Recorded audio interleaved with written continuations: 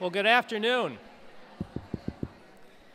Good afternoon. I'm Tom Topitza, president of the Knox firm, and it's my great privilege to welcome you to our event today, Women Business Owners, the Key to Keeping Erie Great.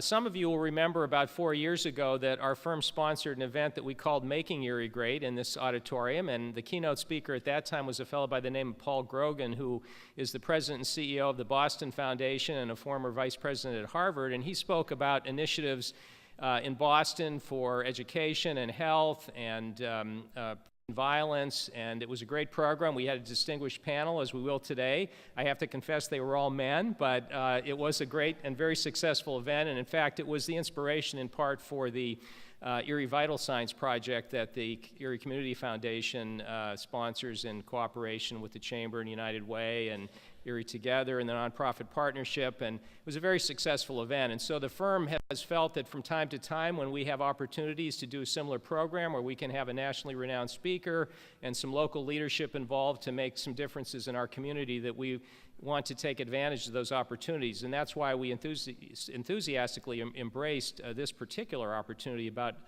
women in business. And I think you'll all agree, I'm sure most of you know already, but I think by the time you leave today, you'll agree that the impact of women-owned businesses in this region as an economic engine and in other regions is far more than most of us realize, and certainly the growth potential is far more than any of us can imagine. So there are far too many people to thank for setting the event up. I do want to acknowledge Dave Mosier, the chairman of our firm's business department, for his role. We also have a number of public officials here, which is great, and I'm not going to try to identify all those and their representatives, but we certainly appreciate your understanding of the importance of women-owned businesses. I do also want to say that we even have women business owners who've contributed to our wonderful stage setting here, not the typical utilitarian chairs that you would see, but we have chairs and tables from Claudine's consignment, and Claudine Thiem may be here today. I believe she was signed up, and also from the Sassy Peacock, whose owner is Sabrina Fisher, and I know Sabrina is here, so we want to thank them for what I think is just a wonderful stage setting. I'm going to, so that we'll have a good flow of our program, I'm going to introduce our panelists, and of course we'll have a panel after the keynote speech, and then I will introduce our keynote, and then we'll simply move into that program after the keynote speech. You all know, I think, that is Senior Vice President of PNC's Women's Business Development Program. In recognition of her accomplishments and dedication to small business, Linda has won several awards, too numerous to mention. She's dedicated to understanding the issues affecting women in business and forging partnerships with advocacy groups to bring women's leadership to the forefront. Barbara Chaffee is President and CEO of the Erie Regional Chamber and Growth Partnership, no stranger to anyone here, and we're fortunate and delighted, of course, to have Barbara back in her hometown serving in this important role in our community. She, in her position, supports the organization's core mission of providing leadership to retain, attract, and expand business in the region and to advance community initiatives that impact the region's long-term economic future. A recognized business leader, Barbara has extensive experience in the hospitality industry, having been recognized as one of the most powerful women in travel nationally and globally. She was founding principal and president of Public Intelligence, a strategic communications and marketing company, and served as a partner in Ripple Effects Interactive.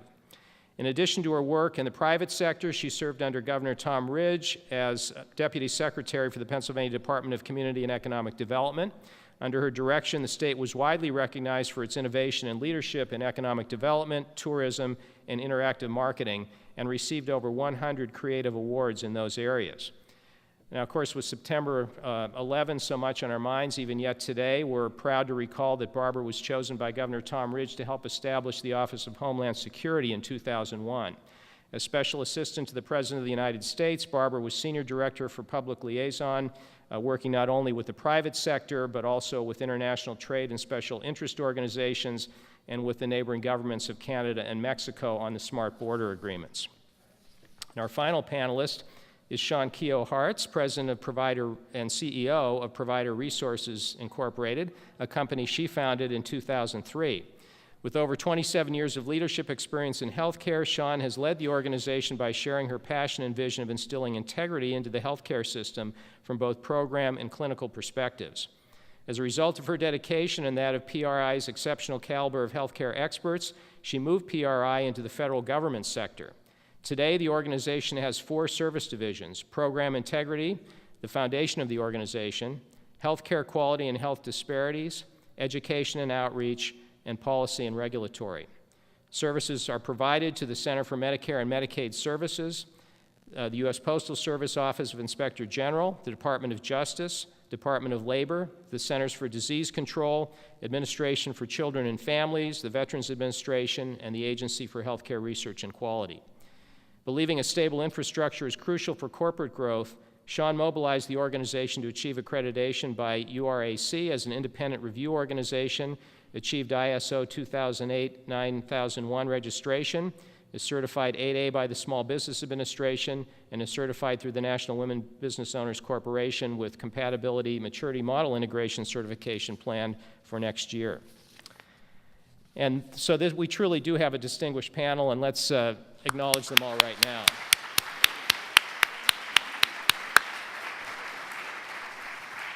And now to introduce our keynote speaker, it's my great pleasure to present Janet Harris-Lange, who is National President of the National Women Business Owners Corporation, the first national certifier of women business enterprises and an approved third-party certifier for the U.S. Small Business Administration. She received her bachelor and master degrees from Florida Atlantic University and has been a small business owner.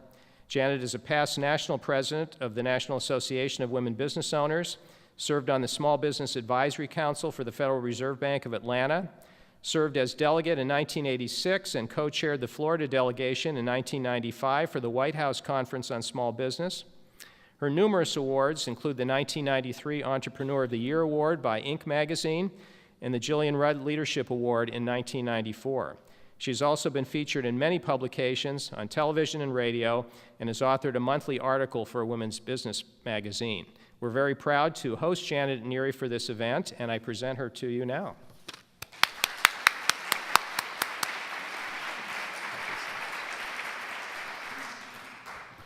Good afternoon, Erie women business owners and other guests.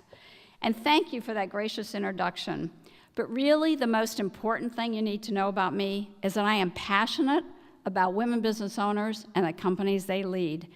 I'd love to spend a very entertaining afternoon with you and give you light, humorous conversation, but we have some really important things to discuss. So let me start. We are now experiencing the era of the woman entrepreneur. Currently, there are more than 8.3 million women-owned businesses in the United States with an economic impact of $3 trillion, which translates into the creation and/or maintenance of 23 million jobs, according to the National Women's Business Council. Women-owned firms are a majority contributor to the national economy. Unemployment rates have contributed to an increase in entrepreneurship nationwide, but the rate of this increase is even greater for women-owned companies. According to American Express Open, over the past 6 years, the only businesses that have provided a net increase in employment are large publicly traded corporations and privately held majority women-owned firms. They continue to add that between 1997 and 2013, when the number of women business owners in the United States increased by 59%, and the others were only 41%. So women were 18 percentage points ahead of starting companies. The number of women-owned businesses with $10 million or more in revenues was found to have grown by 57% between 2002 and 2012. A rate 47% faster than all $10 million and over businesses. Women are charging full steam ahead. And they venture into the realm of business ownership, not only from the fear of, oh, am I going to get a good job, but really because they have a great vision or a great idea. Did you know that education-wise, women are receiving more baccalaureate, and master degrees, more than men? That's amazing. That never happened years ago. Jennifer Walters, author of The Best Places for Women-Owned Companies, believes there are several reasons for this rise in female entrepreneurship. First, the paths created by pioneer women entrepreneurs, and we certainly thank them for that. More achievable and attainable success. The role of the internet, which has helped all businesses we know. And lastly, the creativity often explodes when economic times are depressed. Women, out of necessity, have analyzed what they really want to do, and then they pursue it. She adds, being a woman-owned business isn't an anomaly anymore. It's a force to be reckoned with. The highest concentration of women-owned firms is in the service sectors of healthcare and social assistance, education, administration, waste management. However, women are now breaking into male-dominated industries at an all-time high. Our organization, the National Women Business Owners Corporation, receives applications from a varied number of business types on a daily basis, but the majority of our certified companies are in non-traditional types of businesses. For example, construction, transportation, manufacturing, engineering, information technology, etc. Gross revenues for our certified companies exceed $14.6 billion. One of our manufacturing firms, Allied Specialty Precision, owned by Pam Rubenstein and located in Indiana, is the only company in the United States. I didn't say the only female-owned company, I said the only company in the United States to make precision manufactured part for the braking system of B-52 bombers. Marcia Newberry of Grand Prairie, Texas, started Signature Contracting Services. 6 years ago, she was doing about $40,000 in sales. Now, her gross revenues exceed $16 million. She provides subcontracting to general contractors and government agencies. Marcia sought out those general contractors with supplier diversity departments who were really serious about doing business with women. Investors and lending institutions are finally realizing the enormous potential of women-owned firms. They know that their companies are substantial and significant. Traditionally, women finance their companies using credit cards or earnings from their businesses, but as they have been expanding and growing, other sources of capital have been necessary. Smart lending institutions have been at the ready. Take National City or PNC, for example. Linda Stevenson, a panelist here today and a member of our board of directors, is a champion for women business owners. She saw the opportunity for their bankers to become women business advocates and actually developed a training and certification program for them. She invited me to conduct a training conference call with them, explaining what our certification program was like and what women have to go through to undergo it and to receive it. And then she encouraged them, after they received their certification, to become site visitors for us. So they then were trained with me to do the next step, and that was to go out and do our site visits, which is a mandatory part of our process. She has been invaluable, and she is a model for others. In addition, PNC has been extremely active in the SBA lending program. Women employ 7.7 million people, which is 40% more than the largest employers, McDonald's, IBM, and Walmart. And women certainly practice conscious capitalism, having a higher sense of purpose than just profits.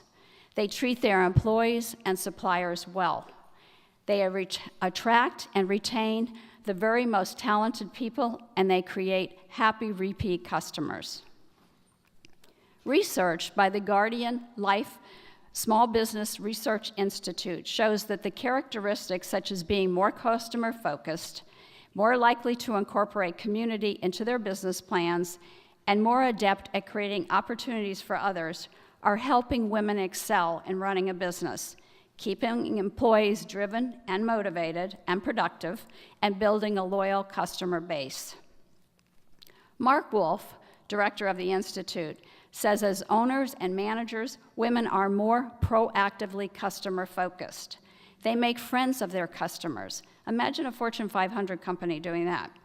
They create a positive environment, pay employees better, and make employees feel like part of a team. They're not afraid to use their social networks and community support systems when they need help. And they are masters at multitasking. Did I mention that I am passionate about women-owned companies and women business owners? So now that we have a snapshot of the impact of women-owned companies, let's explore the communities who attract them and why. Women-owned businesses are blooming in Washington, D.C., Nevada, Wyoming, Arizona, North Dakota. Cities like San Antonio, Houston, Baltimore, Riverside, California, and Sacramento had the greatest combined growth in the number of firms and employment for women-owned businesses. Boston, Kansas City, New York, and Utah are diligently pursuing entrepreneurs in general, but with a focus on women. Here's what they're doing. In Kansas City, collaboration is the key. Groups such as KC SourceLink and the Kauffman Foundation are providing opportunities and resources for entrepreneurs. At Kauffman, every Wednesday morning, local startups present their companies to a diverse room of hundreds of mentors, advisors, investors, and fellow entrepreneurs over coffee. Local government is developing innovative public-private sector partnerships and real collaboration with the entrepreneurial community.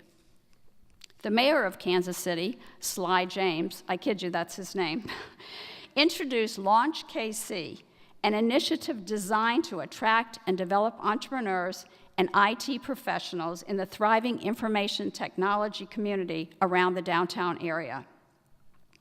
One of their initiatives is to reduce the cost of launching tech companies in Kansas City, building a downtown wireless district, providing incentives on business equipment for business startups, connecting entrepreneurs to corporate resources, and establishing a major technology lab. The community has also played a huge role in creating KC Startup Village, an entrepreneur-led, organic, grassroots initiative that is helping bolster the Kansas City startup scene by creating a concentrated community of startups. In New York, Mayor Bloomberg passed monumental legislation in 2005 to help increase opportunities for minority and women-owned firms. The new legislation removed the $1 million cap to give greater flexibility to the city agencies to do business with MBEs, minority business enterprises, and WBEs, women business enterprises, creating more demand for them on larger contracts. When their companies grow, they're more likely to hire locally, and that is a big impact on the unemployment rate in New York City. What was Boston's key to success? It was actually in not having a detailed plan, not having a budget or an organizational structure or even a designated team. The mayor and his staff were inspirational facilitators, not controllers. The mayor called on major real estate developers to set aside a percentage of their developments for entrepreneurship and innovation. Today, Erie became another example of what a community is doing for women-owned companies. We need to applaud the Knox law firm for realizing the current and potential economic impact of Erie's Women Entrepreneur by hosting the spectacular event, providing the women an opportunity to network and grow. So let's give them a round of applause.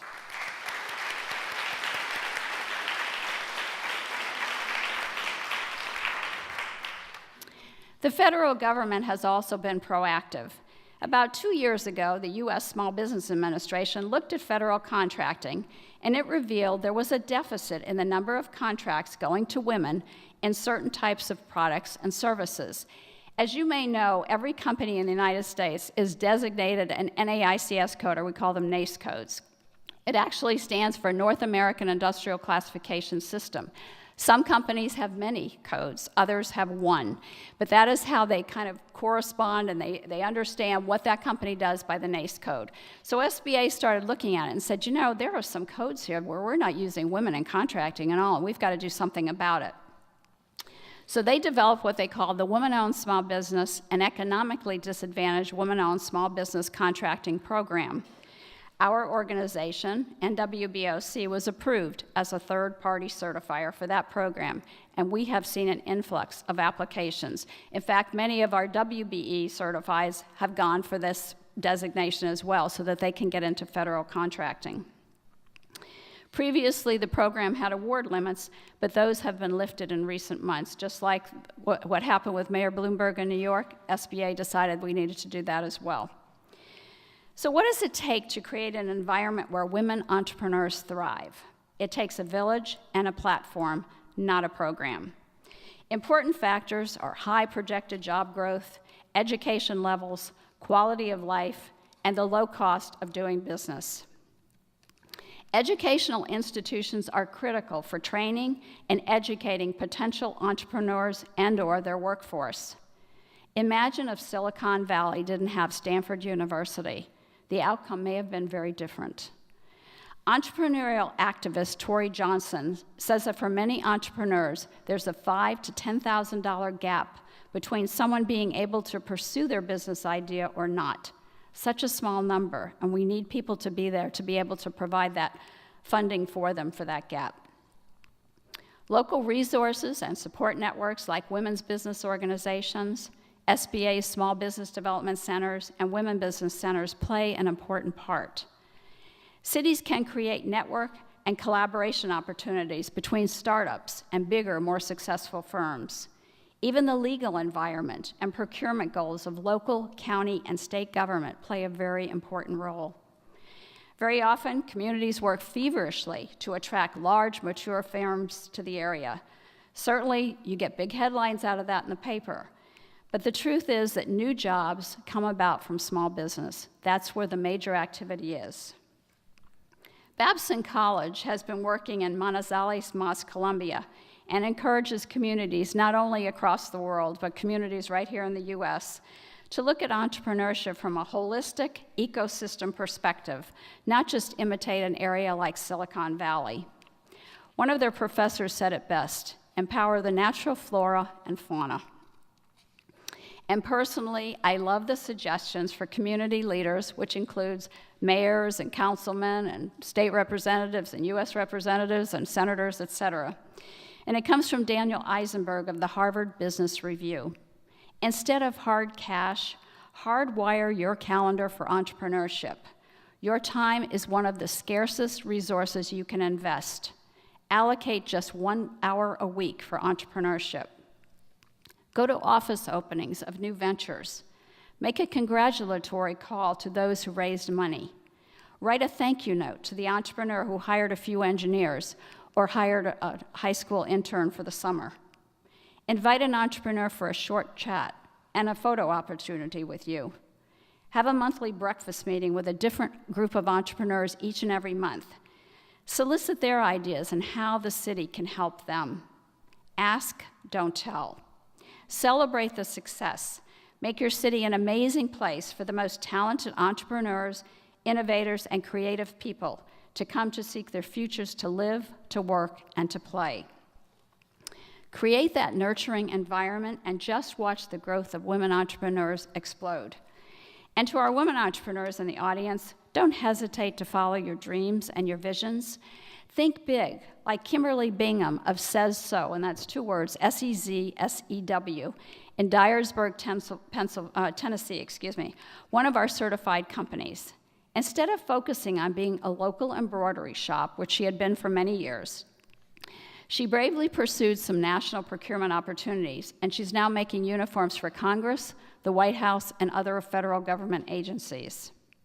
Deborah Wallace of Specialty Diving in Louisiana, another certified company, began by taking scuba lessons and being a certified dive instructor.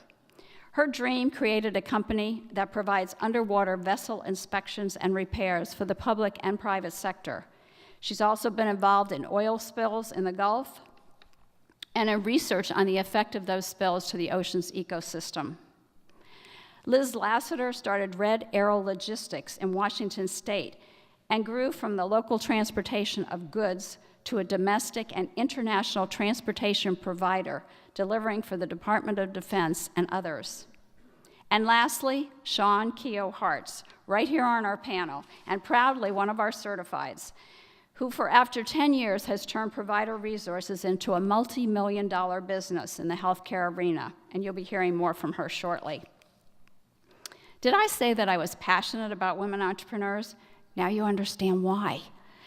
I'd like to again thank the Knox law firm and for this incredible opportunity, but I would like to ask the women entrepreneurs in the audience to stand so we can give them the proper recognition for the impact that they're making in your particular area. So don't be shy, be proud, and please stand.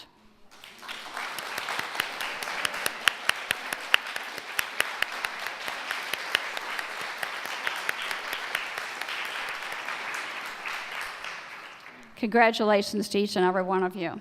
So I thank you again for the opportunity of being here. We will take some Q&A after we have the panel discussion, and I'm here afterwards, too, to answer any specific questions you may have. And I'd like to turn it back to our moderator now, Laurie. Thank you.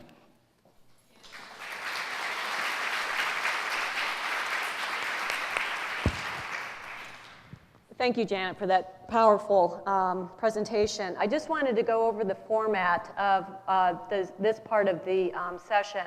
We're going to have Linda, Barbara, and Shawn get up and share with you a little bit more about their background and their perspectives on women-owned businesses. And then we'll move into a moderated Q&A. And then afterwards, we will open it up to the audience for Q&A. So I would ask if you could hold your questions to the end. We will definitely allow time at the end for that interaction. So with that, I'm going to hand it over to Linda.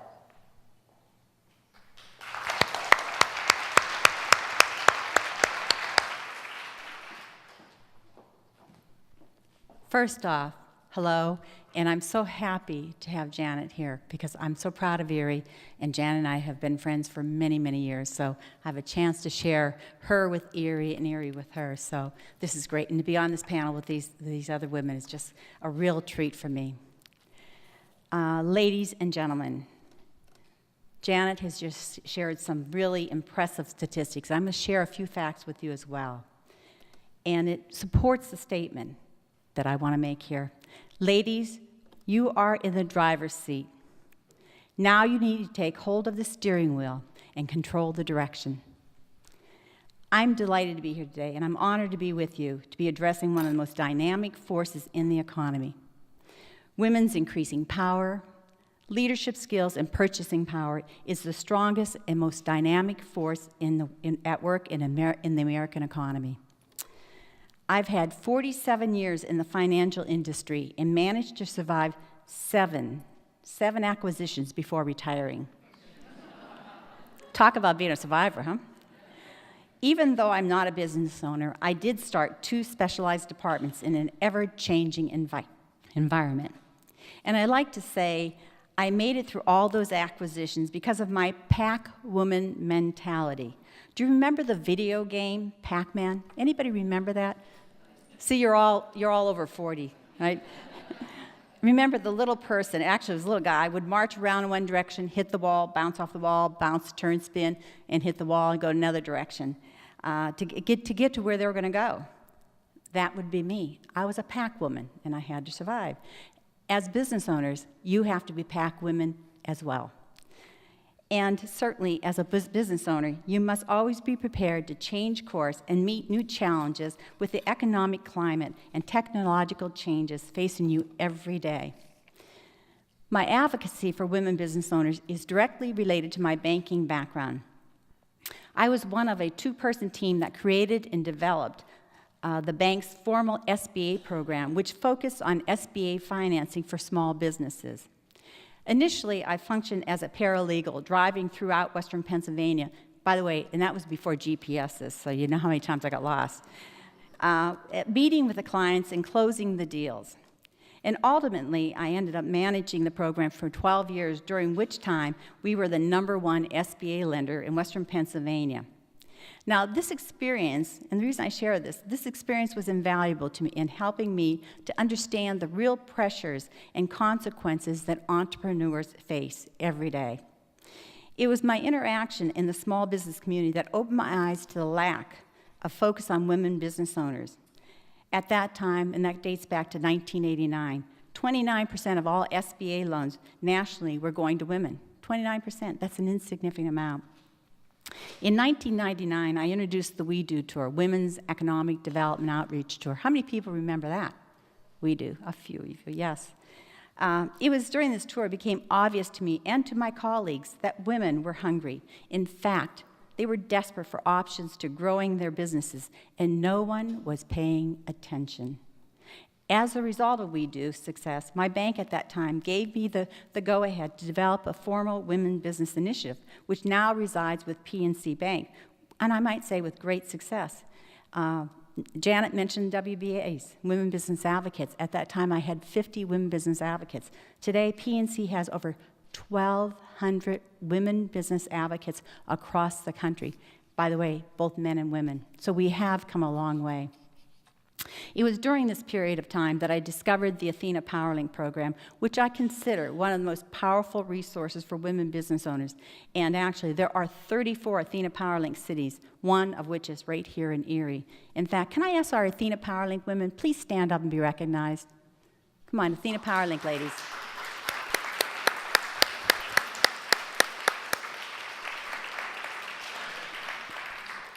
Talk about power chicks.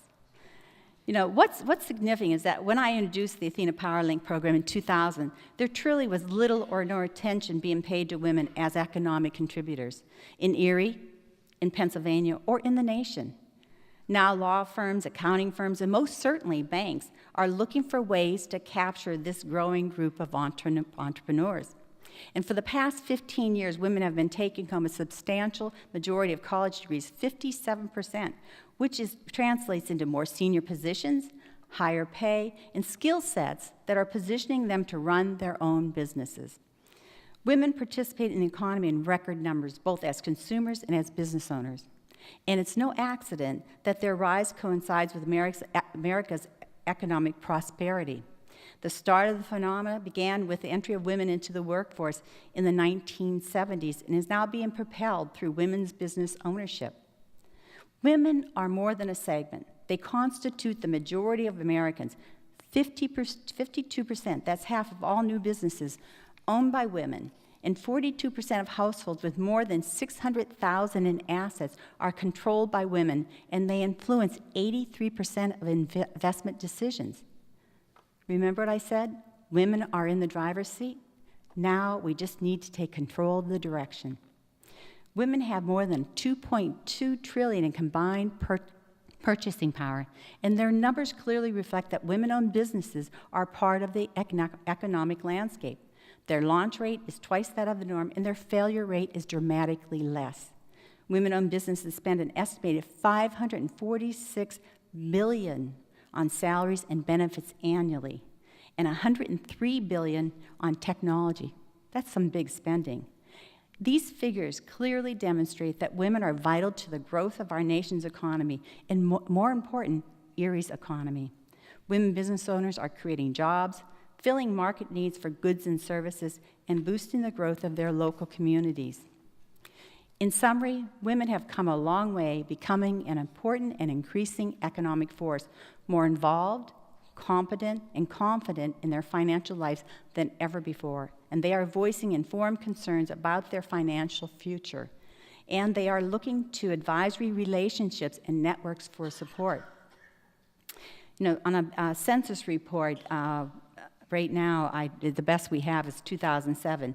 There are over 19,610 Erie firms, with 23.5% being women-owned firms. Now, that number is an old number, so I'm sure it's significantly higher. But the problem is, these women business owners still struggle with funding issues. They lag behind in terms of networking and developing valuable professional connections. Women-owned businesses represent half of this nation's privately held companies in the United States. However, 3/4 of these businesses are not able to grow their business past $50,000 in annual gross revenues. Statistically, only 6% of all firms hit the 1 million mark in sales, and only half, 3% of those are women business owners. So this is our challenge that our economic community leaders need to consider. And citing the U.S. Census statistics, consider that 7 of women-owned business owners don't have employees, which is a major influence on why they can't increase revenue growth and sustainability and obviously increased employment. These are important factors in the growth process. You know, with major companies moving out of Erie or moving jobs, as a community looking to reinvent itself, we need to provide the professional connections, training, and resources to assure our business owners focus on the 3 key areas of business success: personnel growth, strategic planning, and sales performance. Hopefully, today's program and my esteemed panelists here will address some of the key issues women business owners are facing and what Erie has to offer to help women business owners become key contributors to Erie's economic growth. And I leave you this one thought: when women business owners succeed, the entire community benefits. Thank you.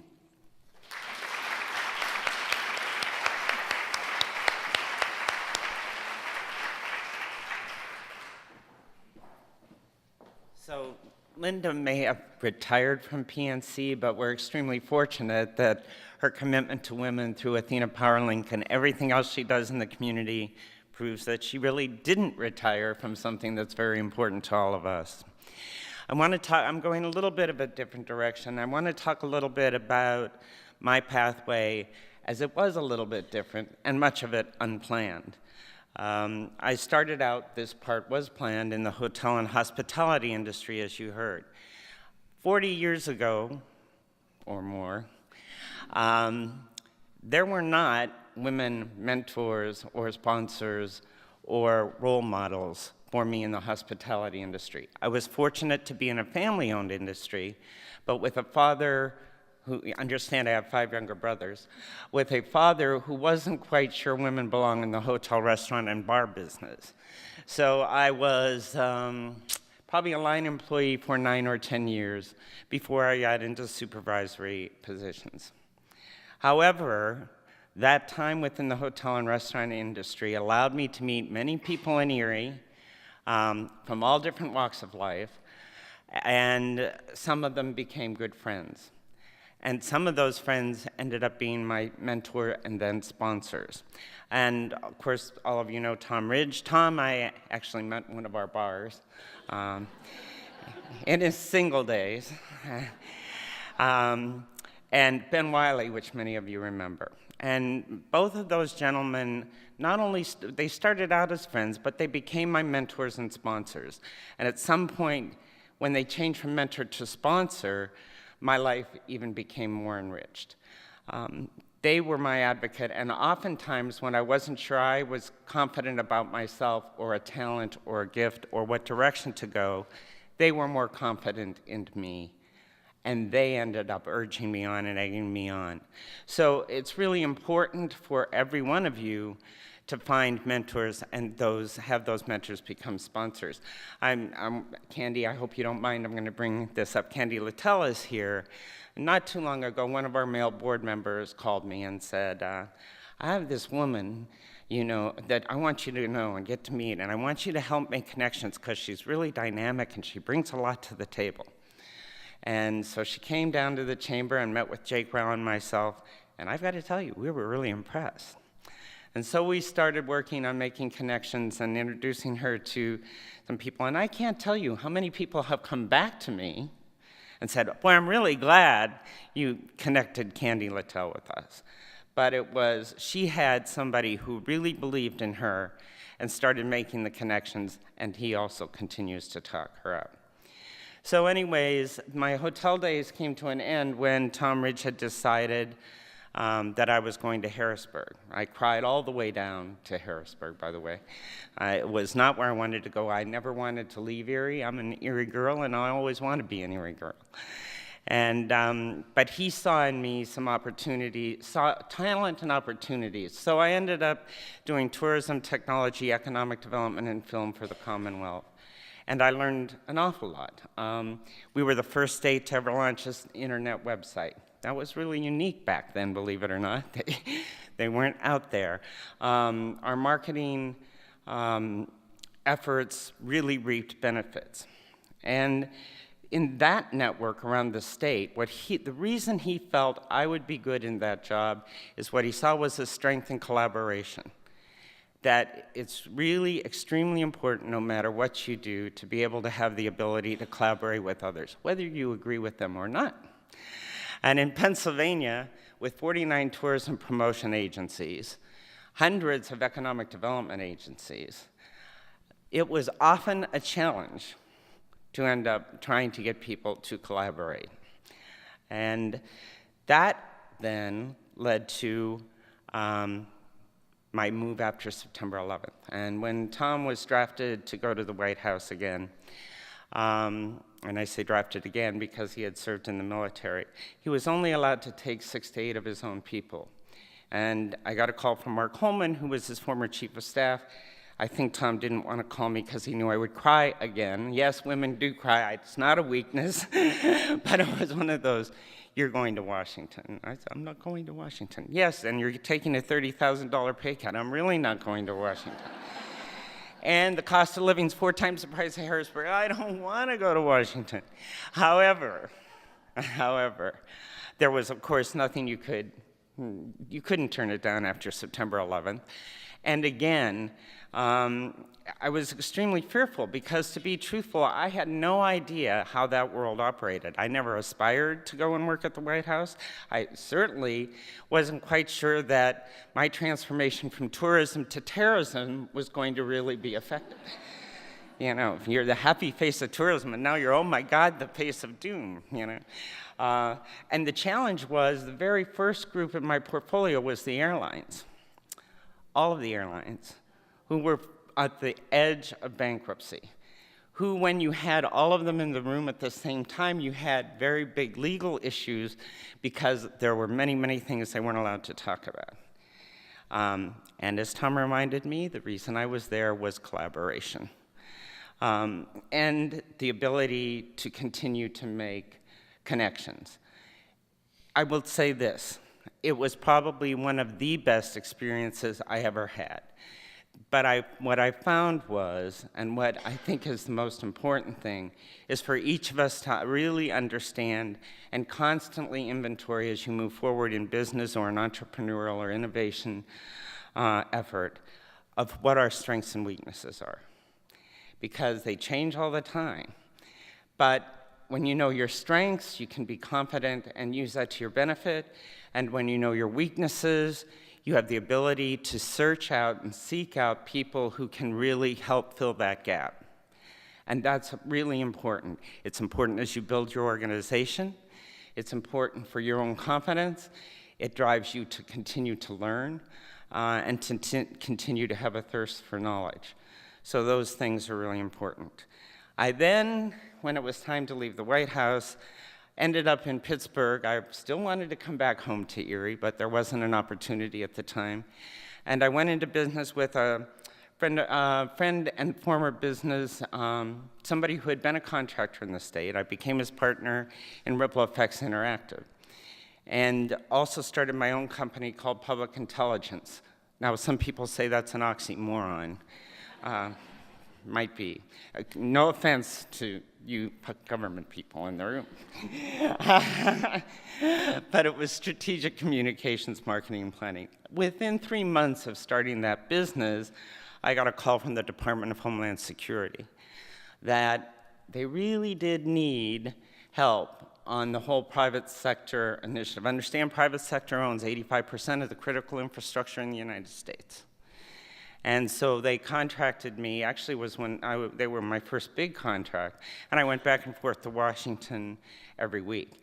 The way I got contracted is somebody who knew my work went to a very large government contracting firm who said, she's a woman in business and she has Homeland Security experience. So it ended up a benefit for me that I was a sole business owner, a woman business owner, and happened to know the subject matter.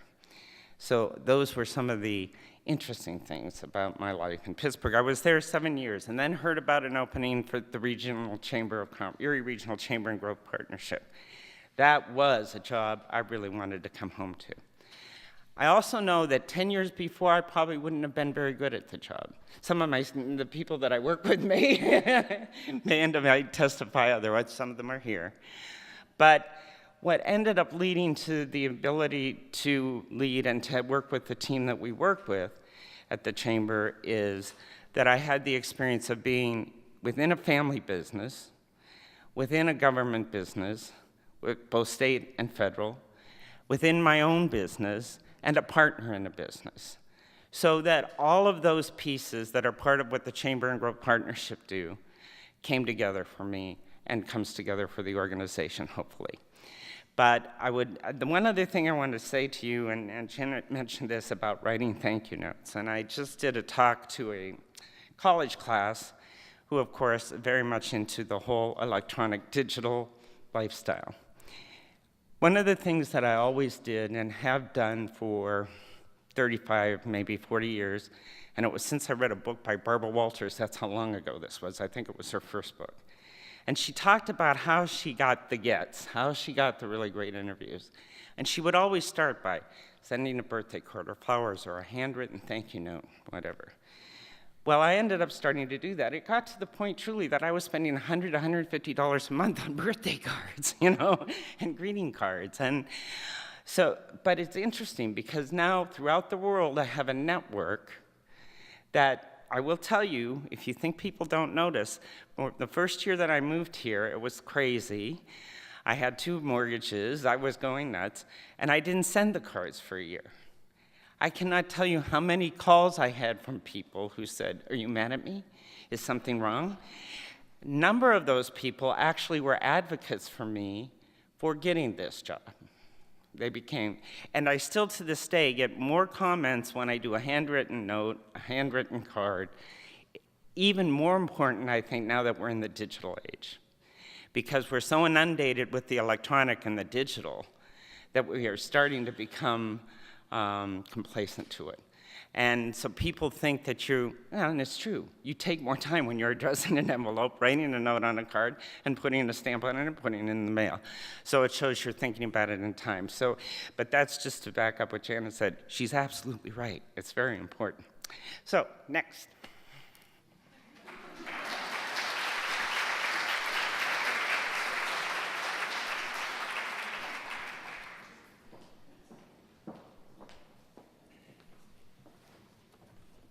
This is fun.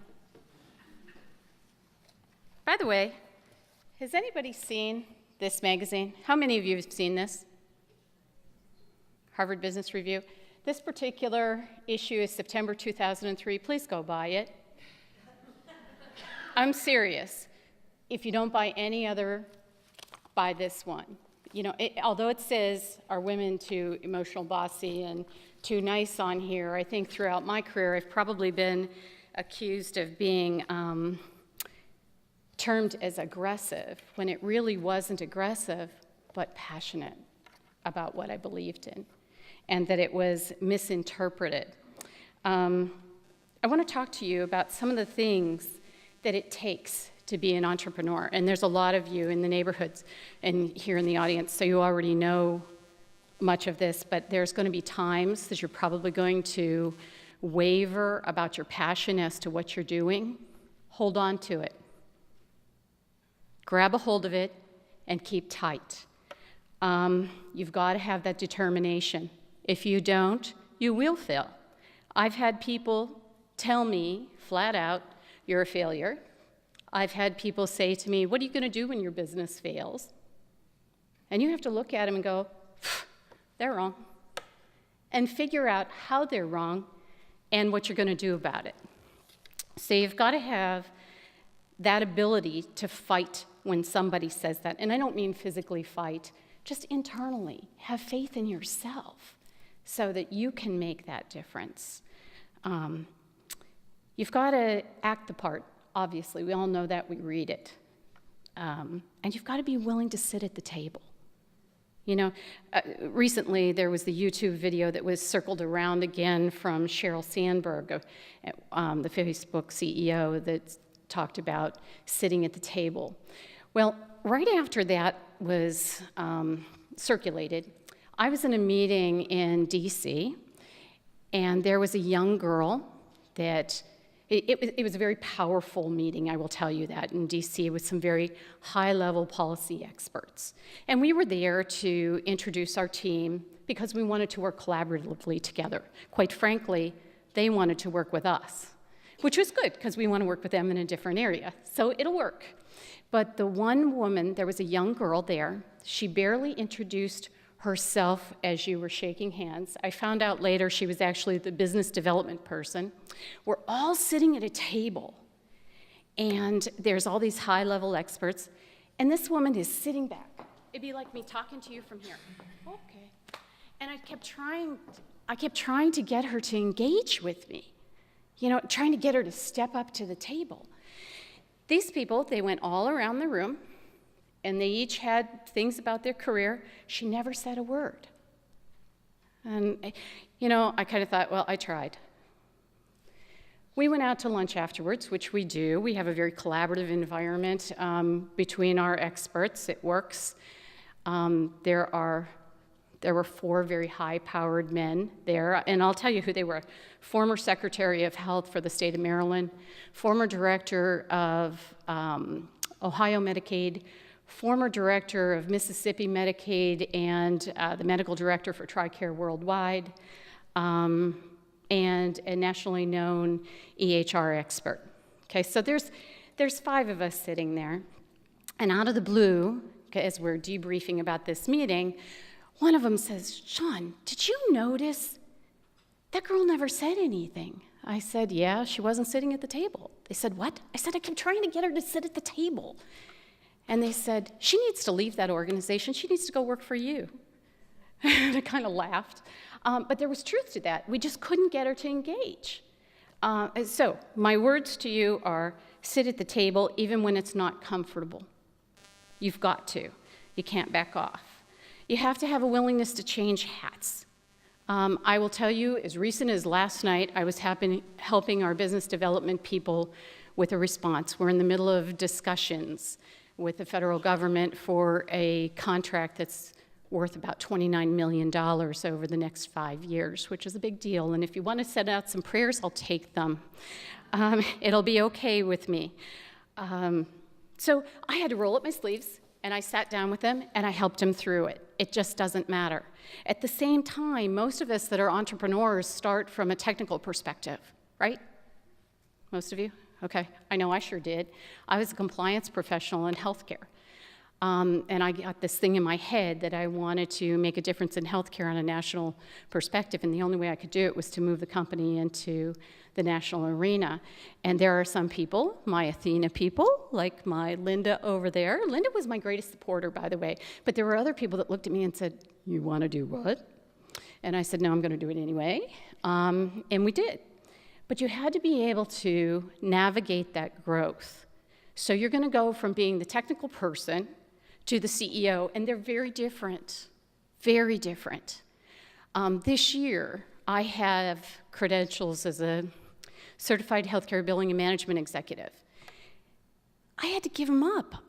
Or I'm going to give them up in January when they run out. I didn't have the time to go for my CEUs. And I kind of had to step back and go, okay, is this going to hurt anybody? Is it going to hurt the company? And is it going to hurt me? And the fact is, it's not going to hurt me at all. It doesn't matter anymore. I needed those credentials when we moved into the sector because the company's growth was based on my credentials initially and some of our experts. Today, it's not about me, and I never wanted it to be about me, and it's not. So I don't need those credentials any longer. And I had to step from being that technical person to the CEO. There are many businesses that fail because they choose not to do that.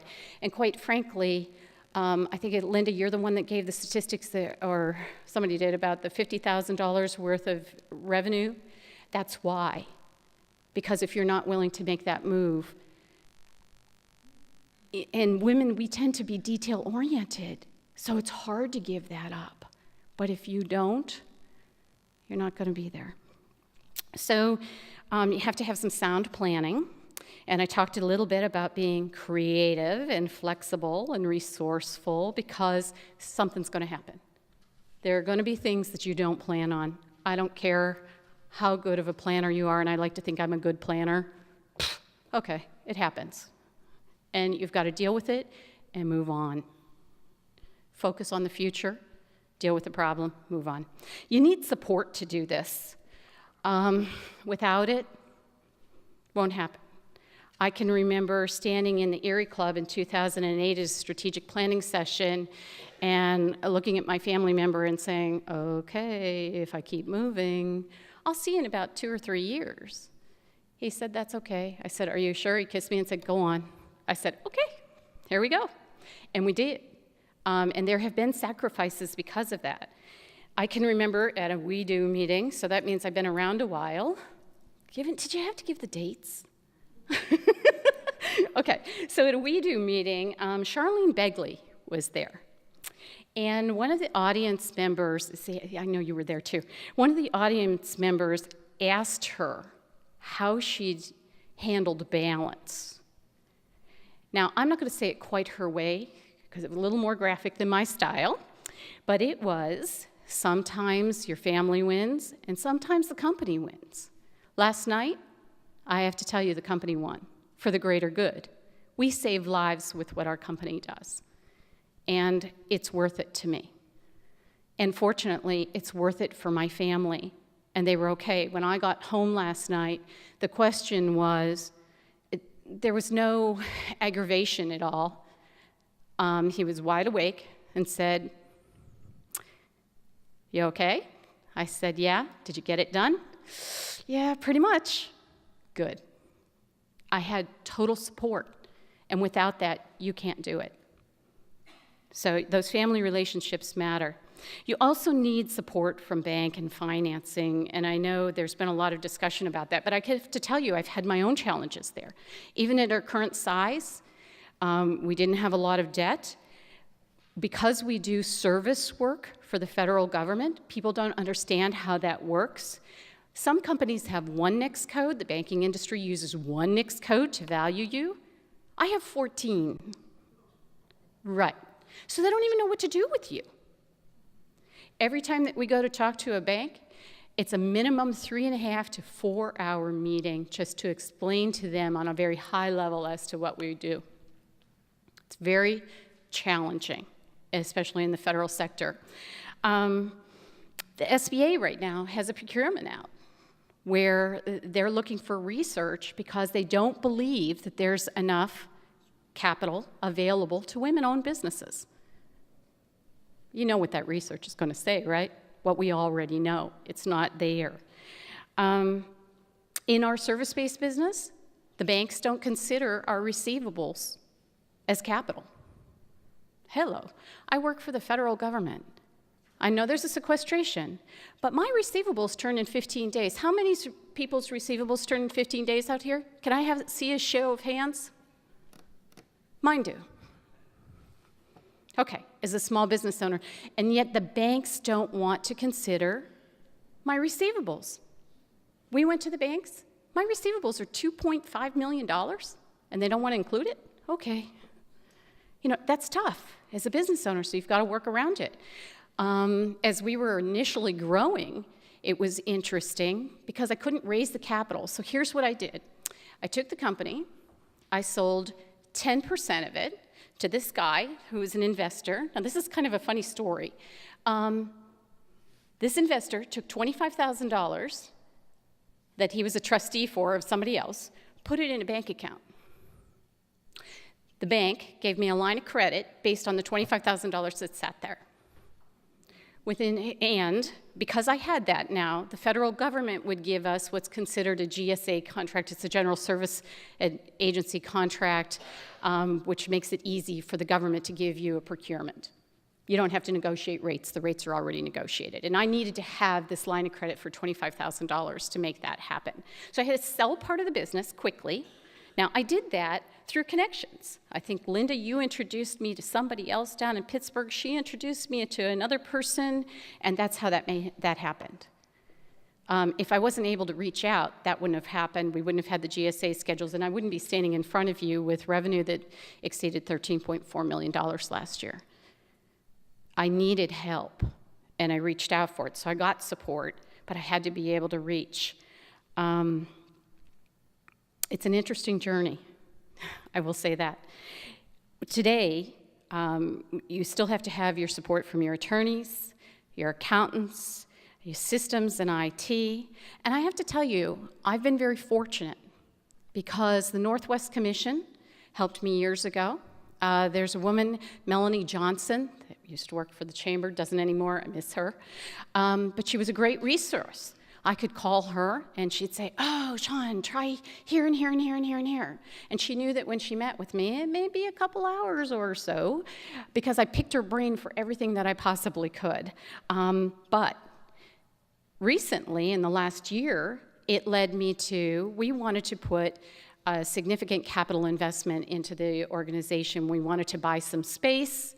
We wanted to renovate space. We wanted to buy some IT equipment. And by the way, in the last 2 years, we've put through the end of August, as of this morning, $1.5 million into the company in hard assets, which is kind of scary to me. That's a lot of money. I think $10 is a lot of money. But anyway, it led us to the Economic Development Corporation, Karen Clark specifically. And Karen said, okay, let's see what we can work out.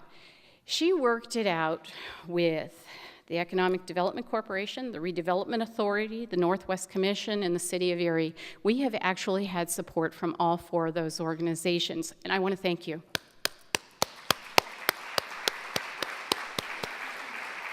It was not easy. We're not a normal business to them. Or to most people. Again, we have 14 NICS codes. We do work with the federal government, and they don't really know what to do with us. I just met with one of the board members, Karen, one of your board members recently. I saw him at the Tall Ships, and he said, so what is it that you do? Because what we do is complicated. And so it is interesting, but I appreciate the support. There is support out there. We do need more support for the women-owned businesses, so that they don't have to sell 10%, which, by the way, I did buy that back, and let me tell you the rest of the story. The guy got over 100% return on his investment. Good for him. It worked for him, it worked for me, and got me to the next spot. And without it, that wouldn't have happened. There's been a lot of talk about mentors. I've mentioned a lot of people that I've reached out to. Throughout my career, I've been very lucky to have mentors and a lot of good friends, and made a lot of good friends. Don't be afraid to reach out. Moving into the federal sector was not an easy thing to do. I met a woman by the name of Alice Roach, who was originally from the Centers of Medicare and Medicaid Services, the Office, Small Business Development Unit. The OSDBU is what they're really called, and they're in every single one of the federal agencies. They have vendor outreach sessions. If you have any desire to move into the federal sector, by all means, go meet with those people. They'll teach you a lot. And if I can ever help you, please let me know. I would love to. Opportunity when you move into the federal sector. I've talked about a little bit of our growth. Today, I know that I personally save more lives through our company than I could have if I became a physician. And I shared earlier that I sat next to the gentleman that I told you was from the Secretary of Health. He is a physician, and he said to me, because we were talking about passion for the business, and he said, when I said, well, I can save more lives, than I ever could have, and he said, Shawn, you save more lives in a day than I did. And, Warren Jones, the gentleman that they talked about, the medical director from TRICARE Worldwide. And I went, oh, you're right. So it makes it worthwhile for me to do that. As far as opportunity, the federal goals are 23% of the budget is dedicated to small business. I'm not going to give you a lot of stats here. Women-owned business is 5%. That's a lot of money. And veteran-owned service businesses are 2.5 to 3%. PRI's corporate growth has gone from 405,000 in 2007, downsized from 1 million, to the 13.4 last year, and Again, we should be between 14 and 16. I don't know. The government fiscal year ends September 30th, so you can end up with some amazing growth. I can tell you we already won one contract that's about $5 million a year, and I now need to hire 20-some people in Erie. Yay for me.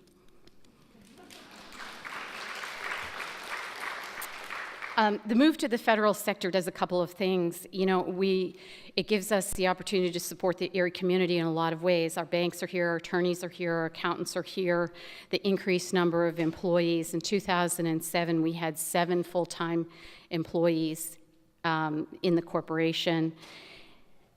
Recently, the count was 134. I told you I've got 27 that are open. They're not all located here. We're in 32 states. Across the country. But we do have 30 that are here in Erie, and I just told you we have several that are open now. Our executives travel in and out of Erie. At any given time, probably 1 or 2 a month that are here. So we're supporting the air travel, the local hotels, the restaurants. We have an annual strategic planning session that's here. So the bottom line is there is incredible opportunity. Have passion, surround yourself with incredible people, and embrace change, because it's not easy. If you asked me today if I thought it was worth it, I'm going to tell you yes, but I couldn't have done it without the support. So thank you for letting me come today and talk to you.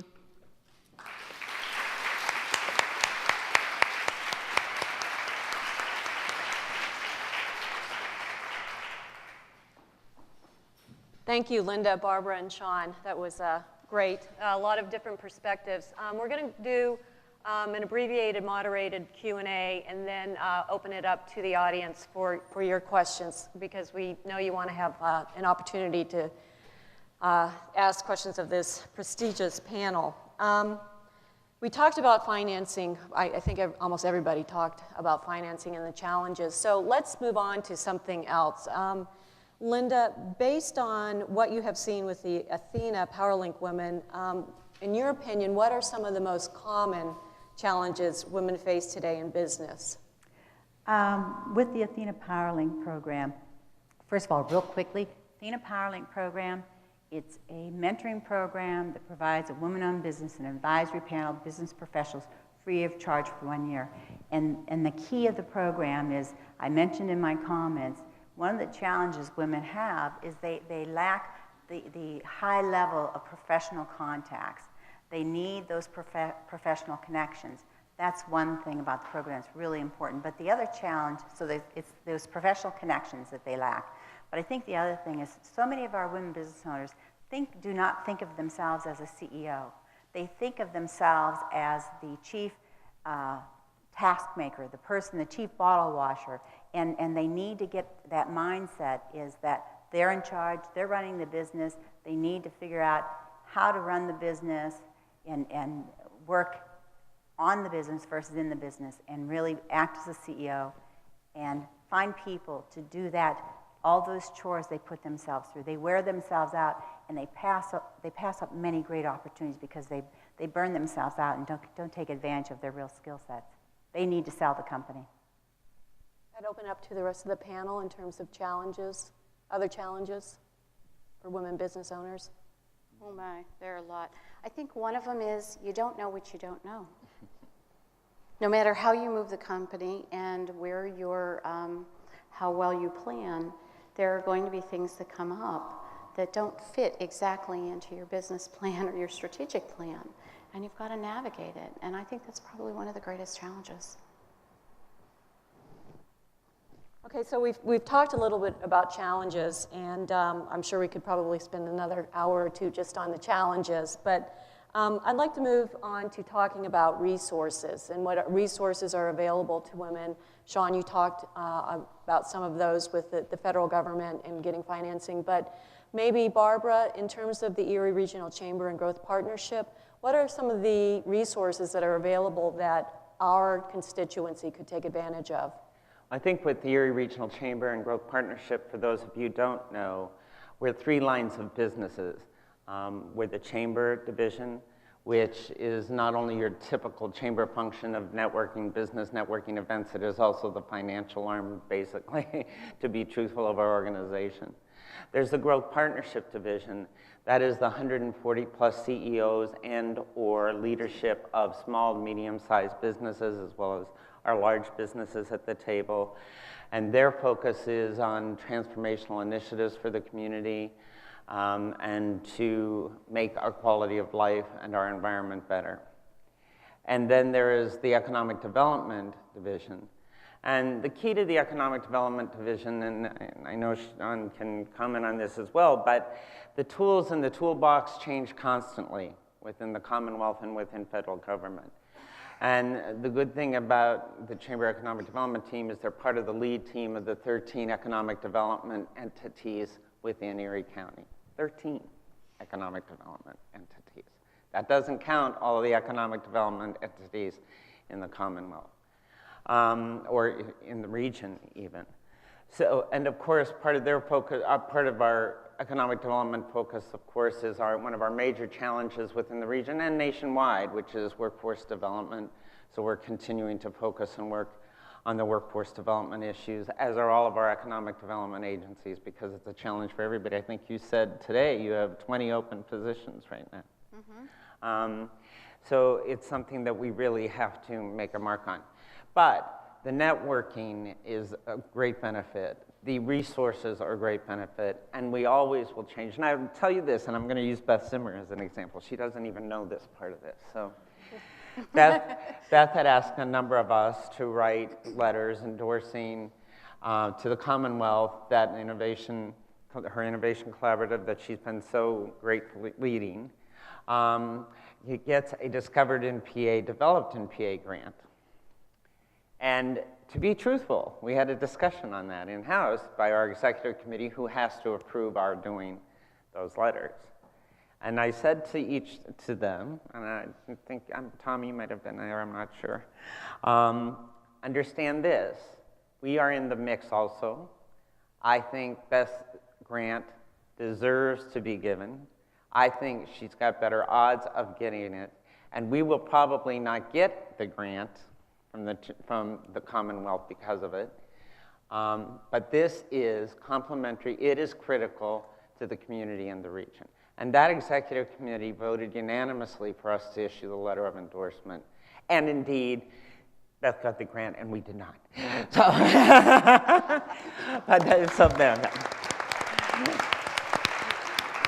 but that is also the role of the Chamber and the Growth Partnership, because what is critical to us is the importance to the region of of everybody working together, of bringing and collaborating the many initiatives within the community to make it a better place to live, work, and play. Great. I'd like to get any additional comments from the panel on resources. Yeah, I'd be remiss if I didn't mention ATHENA PowerLink. We are taking applications. If you're in a growth mode, it's not for startups, but if you already have a good start on your business and you want to get to that next level, it's worth about $50,000 worth of free services. It's an amazing program. There are forms out on the table. Please look into the ATHENA PowerLink program. Check on the Chamber website. Check on the ATHENAErie.org site to get more information on it. Again, would our ATHENA PowerLink women stand up? Please talk to them during the reception. ATHENA PowerLink, please stand up, our ladies. Come on, you got to stand up. I want people to know these women can tell you about the program. They've been there, done that, and it's changed their life immensely. Also, I'd like to mention, we have another person in the audience here. Jane Houston has come in from Greensburg. She gets the prize for the longest drive. And she heads up e-magnifying in a women's business center. And one of the things we didn't talk about, the challenge that women business owners have, are the financials, being able to interpret their financials and actually be able to have a strategic plan. You have to have a handle on your financials. And Jane and I are in discussion on bringing in a program to the Erie community. It's called Financial Boot Camp. So keep that in the back of your mind, because that can be a real game changer for any business, male or female. And we're going to be introducing that in the Erie community and working with Seton Hill very closely. But that's an important factor, because I know many women business owners struggle with that, and that can really change their life a lot. So, and there's many other things. The Small Business Development Center, I'd be remiss if I didn't mention that as well. So. Janet? Yes, I certainly want to encourage each of you as a woman business owner to be a resource for one another. I think we're past the point of women feeling like they're in rival, competitive with each other. We certainly need to be. And when you think about doing business, think of doing business with other women business owners. I can't tell you how I kind of preach this every single day, because women expect this corporation to do business with them, this government agency, but when they look to their own sourcing, they never look to other women. Certainly you need everything everybody else does. You need paper clips, you need printing, you need this, that, and the other. Look to other women business owners to supply those needs, and so that you help one another as well climb that ladder. It's so important. Shawn? I have one other, and that is the Small Business Administration. They have redone their website and their resources. They have really been listening to all small business owners. I am impressed when I think about how I initially started exchanging with them in probably 2006 or 7, and where they are today. Their resources are like night and day. They're amazing. So I would suggest looking there. Great, thank you. I'd like to talk a little bit about Erie specifically.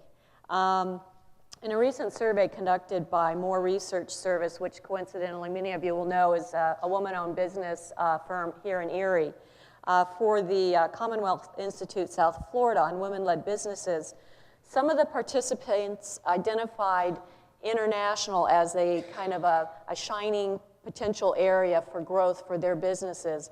Here we are in Erie. We're a port city. We have a friendly neighbor miles away to our north. Barbara, maybe you can speak to, are there opportunities, unique opportunities for women entrepreneurs? Yes, and in fact, this is a very timely conversation. As many of you know, and some of you were probably there, the Consul General from Canada was in last week. And one of the discussions we've had, and has been an ongoing conversation with particularly Canada, is the fact that we have manufacturers and businesses here that are shipping to, exporting to China, Asia, other places around the world, but really right across the lake is one of our biggest and best locations for exporting our products, our services. So we are actually looking at, they are talking about bringing in top CEOs of major entities, companies within Canada, probably in January or February.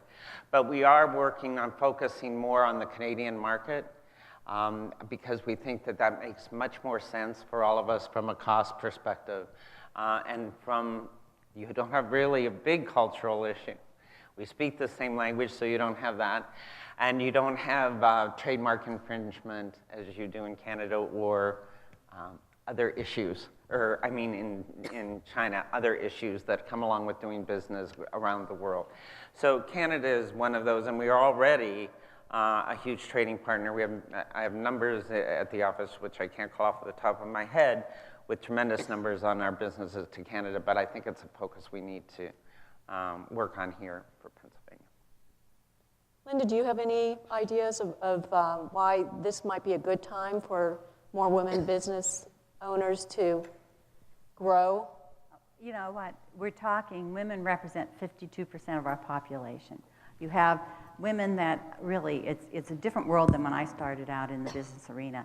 The women that are coming out of our schools are ready to run a business. You know, if we're trying to reinvent the Erie community, we need, because we don't have big businesses breaking down our doors, trying to come in and start businesses. So we better look within our organization and start building businesses. And women are primed and ready to do this. You know, they're creating jobs, they're paying taxes, they're generating revenues. And I think women are a perfect answer. Otherwise, we're wasting half our population. It's just a natural. I'm going to, 2 more questions. Recently, as we all know, GE announced significant layoffs, and this is not the first time that the Erie community has seen dramatic cuts in the manufacturing sector. I'll start with you, Barbara, but please, Shawn and Linda, chime in, if, you know, being from Erie and knowing the community. Do you think this is an opportunity for manufacturing to open up to women in a different way? Do you see manufacturing being a big player in Erie? And if so, how can women play a role? A couple things. The difference this time with GE, of course, is that it's more than a layoff, it's a transfer of work. So those positions, it doesn't mean that 500 labor jobs will go to Fort Worth, Texas. It means they are transferring work or transferring classifications of jobs to Texas. So they really are eliminating those positions here. We are known in Erie and in the region for making stuff. And I think we will continue to make stuff. There is, but I will have said this, and we need tremendous push on our federal legislators. And we've talked with Senator Casey about this. We will talk to Senator Toomey as well. But we absolutely have to address bringing capital back from overseas for our companies who do so much business overseas. Because that will make the difference. I mean, if you look at Erie's Magnetics, they're not going to move their money out of China right now. They can't move their money out of China. GE cannot move a lot of their money out of those countries. Companies like Apple are criticized because they leave their money in Ireland. But the reality is, if you're hitting a 35% tax rate, by bringing that money back to the US, you're not going to do it. So that needs to be addressed on a nationwide level so that we can start investing. These companies want to come back to this country to do manufacturing. It is getting too costly for them to do it. There are security issues. There are transportation issues due to fuel. There are increasing labor costs. So we absolutely, that is the one thing that will make the difference and continue to drive our manufacturing sector. Shawn or Linda, do you have any comment? Well, I guess my comment is, you know, I'm in the service sector, and I can personally share that I don't believe that the service sector has been embraced enough in this area specifically, and it's unfortunate because I think a certain amount of this does have to transition, and I think it's difficult. It's a lot easier when a manufacturing firm comes in that's going to hire, you know, 100 people, 200 people or more. But I do believe, if you look at the statistics that Janet has given and that Linda has given, and that you know from the bottom of your heart, that if we expand the support to the service business, we can reach far more and do it faster. And to that point, I mean, the importance of the growth of the service sector is critical for us. And most manufacturing growth is small manufacturing, truly. But you're right, they're both critical, aren't they? I think to so. this community. I agree. I think what Janet was talking about, that the real growth in business over the past 6 years,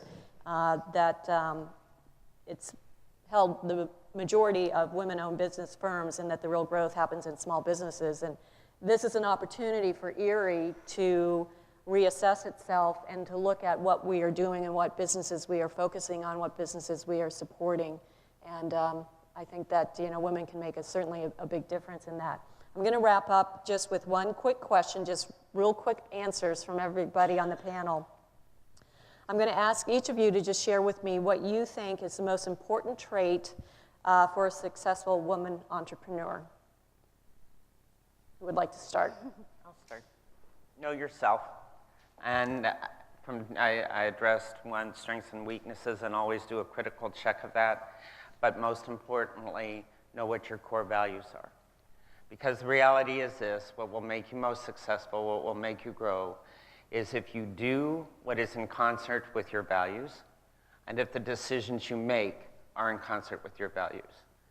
There are many times throughout our careers, I'm sure, where decisions have to be made that, boy, I could profit from, or boy, I could do this differently, but it's not within my core value. And I think that probably also then helps you with a critical assessment of your strengths and weaknesses as well. If you use your value system, you'll be stronger. Linda? I would say, have a vision and believe in your vision and be determined. Don't let anybody, and it goes back to core value, have your vision, believe in it, and just go forward. I know that's where my career came from because I came from a very male-dominated industry, and I just kind of said, I'm just going to do this, and I marched down the pack man, have a pack woman mentality and stick with it, no matter what anybody says. Janet? I think surround yourself by people who support you, because naysayers will not take you down the road that you need to go, and they may in fact stop a very wonderful potential company out there from getting it started and launched. So absolutely believe in your vision, believe, and grow that way, but people who are naysayers around you, you don't need those kinds of people. Build your company with people who believe in you, who share your goals, who are part of that team, and you can skyrocket to success from there. Shawn, My the last turn. word. Integrity and passion. I'll just sum it up as that. Without integrity, you have nothing. Great. Well, thank you all very much for your comments, insights.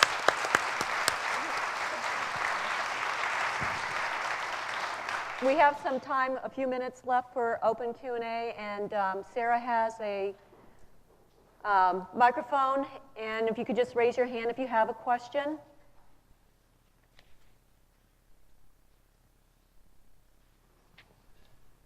No questions?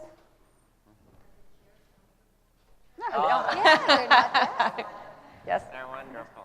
Isn't this a better set than the tables that go straight across? I know that there's a reception afterwards, so maybe we are all ready for that. And so I'll turn it over to Tom.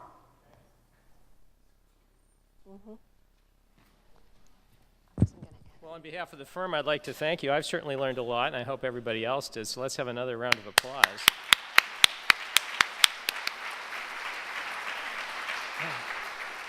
We have a gift for each of our participants today from a woman-owned business, Glass Growers, and hope you'll enjoy it. And also a gift for those of you who are in the audience, other than simply being here, but we do invite you to join a LinkedIn group, Northwestern Pennsylvania Women's Business Forum, to continue the discussion today. And if you're a member of LinkedIn, and I'm sure most of you are, you can join this group, and there are cards on the table out there, and I think this will help us to keep the dialogue going. So again, you have our thanks, but more importantly, you have our admiration and gratitude for all that you've shared with us today out of your expertise, and as well to our audience for all that you do and will continue to do to keep Erie great. So thanks, and we hope to greet you in the reception afterwards.